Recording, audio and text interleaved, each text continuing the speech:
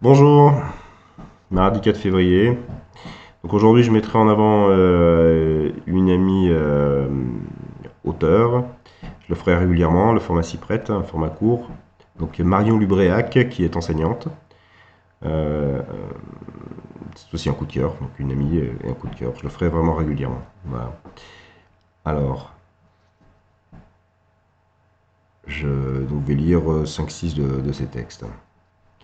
Vous pourrez les trouver, je pense, aisément en tapant Marion Lubréac sur les moteurs de recherche. Voilà.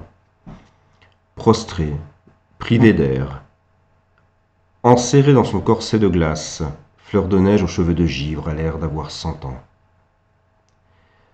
Cheveux épars, elle joint les doigts, ivre du cristal de ses supplications sous son menton de verre. Tête inclinée, ses pupilles de sélénite translucide s'égarent. Sa peau carrare de marbre frissonne de détresse, piquetée du grêlon de ses larmes. Elle n'esquisse pas le moindre mouvement. Un iceberg en son cœur paralyse le monde. Magnifique. Un autre texte intitulé Ripaille. Que raison t'abandonne, répand le froid, le sang, la brûlure. Montre-toi cannibale. Tes ongles sont des dents, croque-moi jusqu'au sang. Mort, mort et déchire le coquelicot, suce de tes crocs blancs le papillon dansant.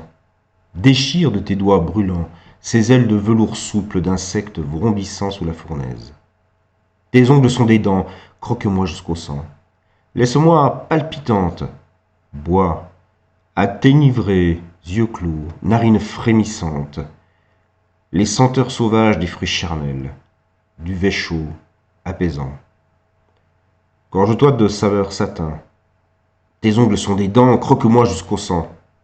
Flambe d'indécence l'incandescence crépitante du ventre de braise qui se consume vite, fort, sous les morsures de tes lèvres d'opaline. Braise, lave, chaos chantant. Suivent deux textes plus courts, avec une liaison un petit peu maritime. Alors, le premier. La meringue mousseuse des flots barbouille la gueule des rocs. Salive à cœur ses blancheurs d'écume, là où danse et roule le ventre de la mer. L'albatros s'enivre de gifles cinglantes. Impassible, le ciel enrobe la montagne, secouée de sanglots, d'un voile moiré de blanc.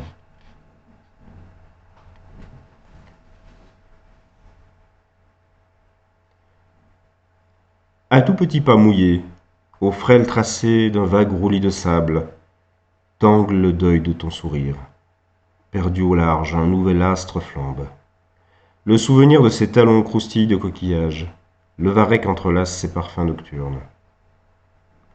Il détourne son regard de l'absente, flaire les larmes crépusculaires d'une ultime nuit de plomb. Et le dernier texte, intitulé Sous tous les ciels du monde.